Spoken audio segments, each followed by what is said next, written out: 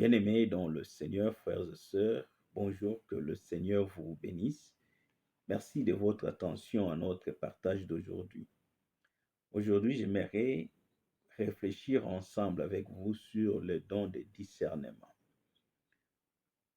Ce don, c'est l'un des dons les plus importants pour l'Église, et surtout dans ces temps de la fin où le diable a envahi l'Église par des faux serviteurs qui viennent avec des messages ainsi que des pratiques qui, très souvent, ne cadrent pas avec l'esprit de Dieu derrière les Écritures.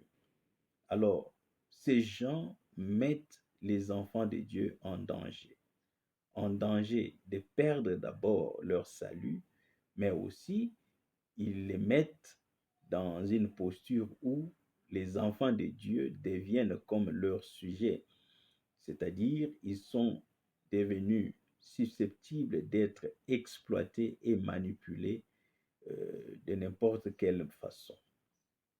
Voilà pourquoi l'Église a besoin de discernement. C'est quoi le discernement?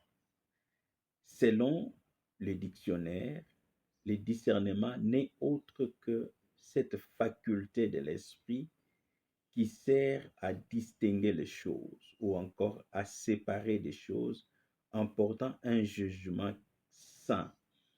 C'est-à-dire, l'Église qui a le discernement doit être à mesure de savoir séparer des choses bonnes des choses mauvaises, des choses qui tirent leur origine du monde ou encore du diable, et des choses qui tirent leur origine de Dieu au travers des saintes écritures. Mais cela demande un esprit de discernement pour être capable de faire cet exercice. Malheureusement, beaucoup de gens dans l'Église aujourd'hui aiment des dons qui sont, comme nous disons en anglais, des dons qui sont prominents, c'est-à-dire des dons qui, par leurs expressions, les font connaître des autres. C'est-à-dire quand ils font l'exercice, par exemple, du don de prédication, de parler en langue, de prophétiser qu'on sort facilement, ils sont connus de beaucoup de gens et certaines personnes pensent que cela devient même pour eux un motif d'orgueil parce qu'il fait ou soit il exerce tel ou tel autre don. Mais bien aimé dans le Seigneur, parce que l'objectif de l'Église, c'est d'abord de nous laver, de nous purifier, ou encore l'objectif de la parole de Dieu ou de l'Évangile dans l'Église, c'est d'abord de laver l'épouse pour que celle-ci participe au rendez-vous important que nous avons avec notre Jésus, notre Seigneur, qui avait promis de nous revenir et nous prendre. Nous devons à tout prix chercher cet esprit de discernement pour que l'Église soit complètement séparée du monde. Sans l'esprit de discernement, le diable va introduire beaucoup de pratiques du monde, beaucoup de philosophies du monde, beaucoup de choses du monde, évidemment au travers de ses serviteurs, et l'Église qui n'a pas de discernement va tout embrasser et va commencer à justifier même des choses qui sont une abomination devant Dieu, ou encore des choses qui sont incompatibles, voulais-je dire, avec la parole de Dieu quand celle-ci est lue et comprise dans le contexte. D'abord, dans l'Église, la Bible parle du discernement comme étant un don que le Saint-Esprit a donné à certaines personnes. Là, je suis dans 1 Corinthiens chapitre 12, quand vous lisez au verset 10, la Bible dit que le Saint-Esprit, en distribuant les dons, il a donné à l'un tel don, à l'autre tel autre, et nous trouvons qu'il y a des gens qui ont reçu de la part du Saint-Esprit les dons de discernement. C'est un don. C'est-à-dire qu'ils ont cette capacité de discerner ou encore de comprendre l'origine de certaines choses. Alors, parce que nous parlons de l'Église, Cet esprit de discernement dans l'Église nous donne cette capacité de distinguer des choses qui viennent de Dieu ou encore des choses qui viennent du diable ou encore du monde. Alors, l'Église véritable qui a l'esprit de discernement, il sait faire cette distinction, quand bien même que quelqu'un peut se tenir derrière la chair pour parler prétendument au nom de Jésus-Christ, les gens qui ont l'esprit de discernement, les gens qui ont reçu les dons du discernement, ils peuvent savoir l'esprit qui anime ou encore qui pousse tel ou tel autre prédicateur à prêcher ou à dire certaines choses ou encore à faire certaines pratiques. Je vais vous donner l'exemple de Paul quand vous lisez dans les Actes des Apôtres. On parle d'une dame qui parlait au sujet de Paul comme étant un vrai serviteur de Dieu. Et elle ne faisait que continuer à dire cela. Mais l'esprit qui l'animait, c'était d'un esprit du diable, un esprit impur. Et Paul, qui avait l'esprit de discernement, il avait vite compris par après que cette dame-là était animée par un mauvais esprit et Paul avait chassé cet esprit et l'esprit l'avait quitté. Voyez, donc quelqu'un peut dire quelque chose qui, sur la surface, apparaît vrai ou bonne, mais dont l'intention ou encore l'origine, ce n'est pas Dieu, mais c'est le diable. Voilà pourquoi l'Église a besoin de cet esprit ou encore de ces dons de discernement. C'est très important. Ce n'est pas pour rien que le Saint-Esprit, en distribuant des dons, il a aussi donné à certaines personnes les dons de discernement. Surtout vous qui dirigez les églises, vous devez faire très attention. Vous devez prier à Dieu pour avoir ces dons de discernement, la capacité à distinguer les choses.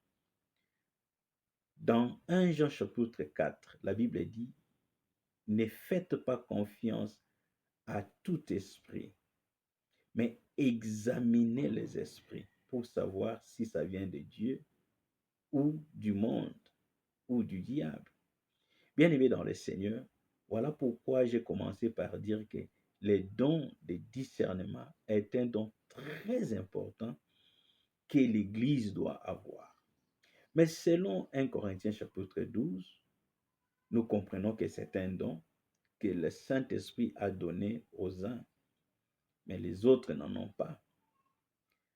Mais il y a encore quelque chose de très important que l'Église doit connaître au sujet du don du discernement. Si c'est un don, c'est que le Saint-Esprit n'a pas donné à tout le monde. Il y a seulement une catégorie de gens, certaines personnes qui ont bénéficié de la grâce d'avoir ces dons de discernement. Cette capacité ou encore cette faculté à savoir distinguer que telle ou telle autre chose n'est pas inspirée par Dieu ou ne vient pas de Dieu. Bien-aimés dans le Seigneur, il y a beaucoup de gens dans l'Église qui vous font des choses qui apparaissent bonnes. Ils vous lisent les Saintes Écritures pour défendre leurs pratiques.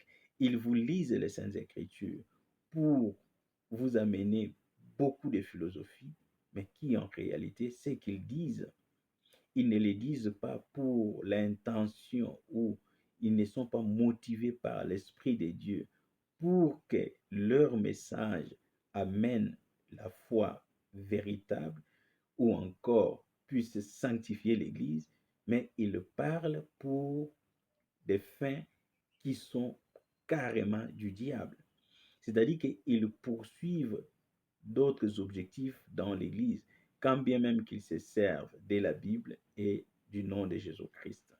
Ce n'est pas tout le monde, frères et sœurs, qui se tient du haut de la chair pour parler à l'Église, qui en réalité parle de la part de Dieu. Celui qui parle de la part de Dieu, il parle d'abord pour le salut des âmes. Il y a des choses bonnes qui peuvent se dire du haut de la chair, des choses qui vous font du bien à l'oreille en les entendre, vous vous sentez soulagé, mais il faut toujours chercher à savoir l'intention derrière la chose. Pour quel but? Pour quelle intention? Quelle est la motivation derrière l'action posée derrière, je ne sais pas moi, la pratique qu'on a amenée dans l'Église. C'est très important. Sinon, l'Église va tout embrasser et elle ne sera plus différente du monde. L'esprit de discernement nous aide à nous séparer du monde. Voilà pourquoi dans la définition on dit que c'est une faculté de l'esprit qui sert aussi à séparer des choses en portant un jugement sain. C'est-à-dire que l'Église est appelée à juger les choses. Euh, il y a beaucoup de gens malheureusement qui ne se donnent pas la peine de comprendre les Écritures dans leur contexte, qui, quand vous parlez du jugement directement, ils vous disent non, la Bible dit de ne pas juger. Oui, la Bible dit de ne pas juger, mais c'est dans quel contexte?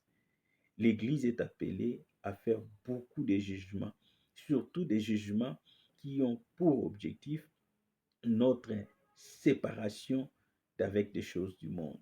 Et ces choses du monde peuvent malheureusement être introduites dans l'Église par ceux-là qui se font passer pour prophètes, pasteurs, évangélistes, je ne sais pas moi, bishops, vous pouvez les citer.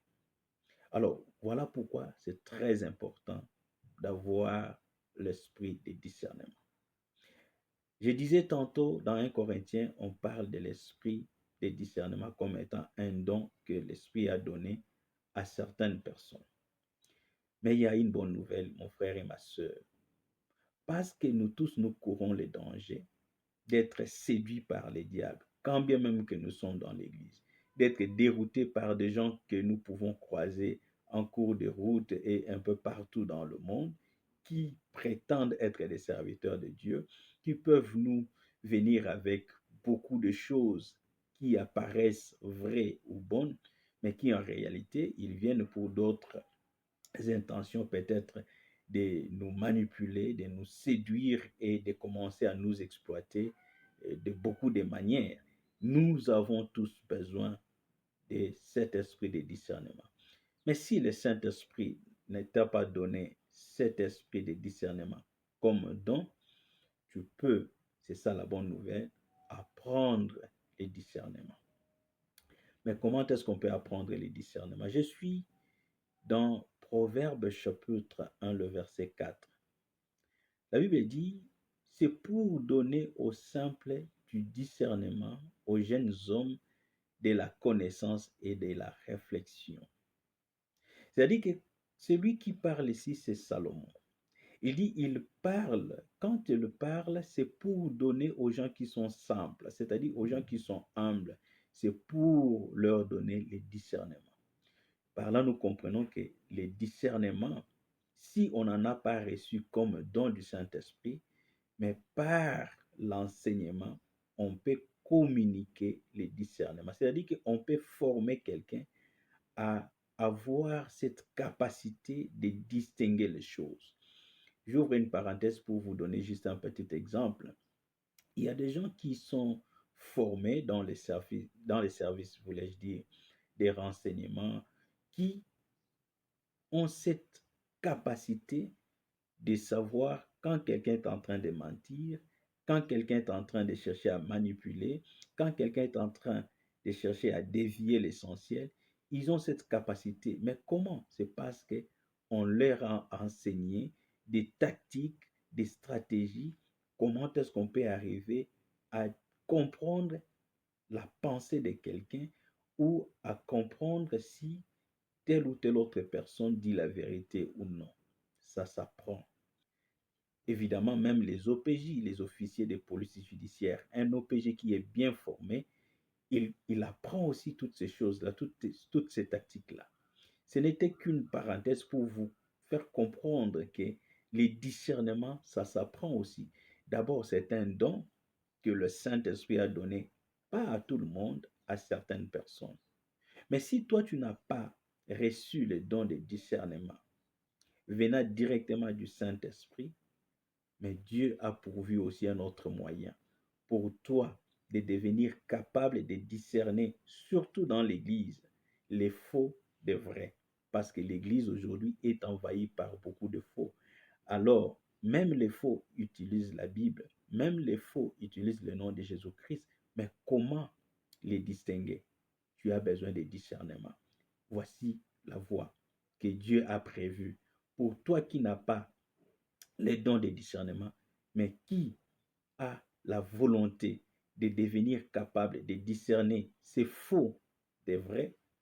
C'est par l'apprentissage. Je suis dans Philippiens chapitre 1, le verset 9 et 10. La Bible dit: et ce que je demande dans mes prières, c'est que votre amour augmente de plus en plus en connaissance et en pleine intelligence, pour le discernement des choses les meilleures, afin que vous soyez purs et irréprochables pour les jours de Christ. La Bible nous dit, Paul est en train de faire une prière pour nous, l'Église, afin que notre amour puisse augmenter. Mais cet amour, quand il augmente, ça ne doit pas être un amour aveugle. L'amour qu'on doit avoir pour son pasteur, pour son prochain, cet amour doit augmenter. Mais cet amour ne doit pas être aveugle, parce que quand on a un amour aveugle, c'est-à-dire un amour sans réflexion, il y a des gens mal intentionnés qui peuvent exploiter cet amour pour commencer à vous utiliser. Voilà pourquoi, quand l'amour augmente, ça doit augmenter en connaissance et en intelligence. Pourquoi l'amour doit augmenter en connaissance et en intelligence? C'est pour que nous devenions plutôt capables de discerner les choses les meilleures. Voyez, l'amour augmente en connaissance, c'est-à-dire que tu dois connaître. La connaissance s'apprend. On doit vous enseigner les choses, c'est-à-dire, dans les cas précis, la parole de Dieu. C'est la connaissance de la parole de Dieu qui amène le discernement des choses. Proverbe 8,5, la Bible dit: stupide, apprenez le discernement, insensé, apprenez l'intelligence. Mais je pense que Philippiens chapitre 1, versets 9 et 10 devient très important pour toi, mon frère, et pour toi, ma soeur. Tu aimes ton pasteur, tu aimes ton église, tu aimes ton voisin, tu aimes ton prochain, c'est bien. Et la Bible nous recommande que cet amour puisse augmenter. Mais attention, cet amour qui augmente doit augmenter de plus en plus en connaissance. C'est-à-dire que tu dois avoir assez d'informations pour que quand tu fais l'exercice ou quand tu appliques ton amour, que cet amour-là ne soit pas exploité des autres pour ton détriment. Tu dois apprendre la parole de Dieu. C'est ça la connaissance. L'intelligence et la connaissance, c'est Dieu qui donne. Il les donne par les Écritures.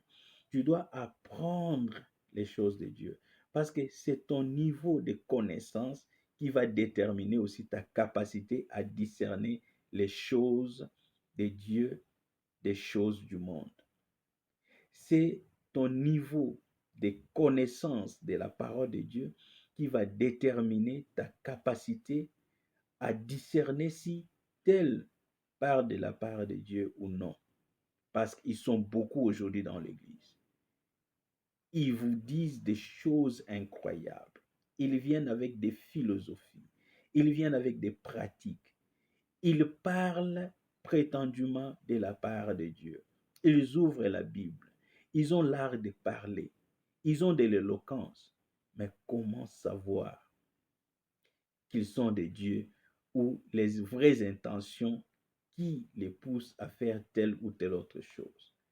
Comment savoir les vraies intentions qui poussent tel monsieur qui s'est fait passer pour pasteur, apôtre, bishop, prophète à me dire ou à m'orienter sur telle ou telle autre voie? Comment savoir ses vraies intentions? C'est la connaissance que tu as qui va déterminer ta capacité à discerner ses vraies intentions, à comprendre s'il est de Dieu ou pas. Tu dois, quand tu as la connaissance, à chaque fois que tu es devant un serviteur de Dieu, tout ce qu'il dit ou tout ce qu'il peut te dire de faire, tu vas commencer par les soumettre à la lumière des Écritures. Comment faire cet exercice si on n'a pas la connaissance des Écritures?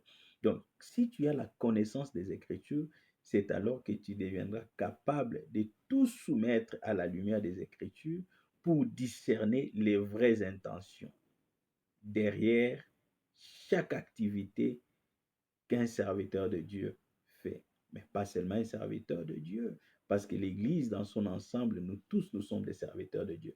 Même ton frère de l'Église, même ta sœur de l'Église, il peut ou elle peut t'approcher pour telle ou telle autre chose. Tu dois savoir l'intention derrière. Et surtout quand il prétend venir au nom de Dieu, au nom de l'Écriture, parce que beaucoup de gens avancent ou mettent les Écritures avant comme un moyen de séduire, de convaincre. Alors il faut qu'au préalable, nous, l'Église, nous ayons la connaissance pour que, même si nous avons de l'estime pour ses frères ou sœurs ou ses serviteurs de Dieu, même si nous avons de l'affection, de l'amour pour lui, mais que notre amour, que notre estime, que notre affection ne nous fasse pas tomber dans son filet. Il faut commencer par examiner ce qu'il nous amène en termes de prédication ou de pratique ou n'importe quelle proposition, les examiner et pour les examiner, on les soumet à la lumière des Écritures.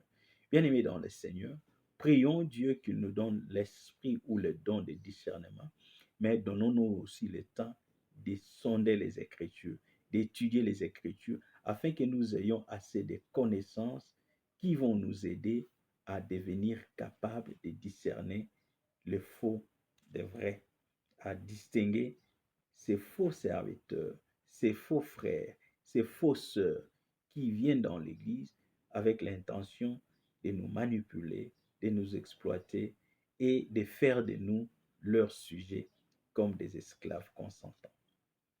Que le Seigneur vous bénisse. S'il y a des questions par rapport à ce partage, n'hésitez pas. Notre numéro au bas plutôt de l'écran est affiché. C'est 00243 99 00 88 499. Une fois de plus, soyez bénis. Shalom.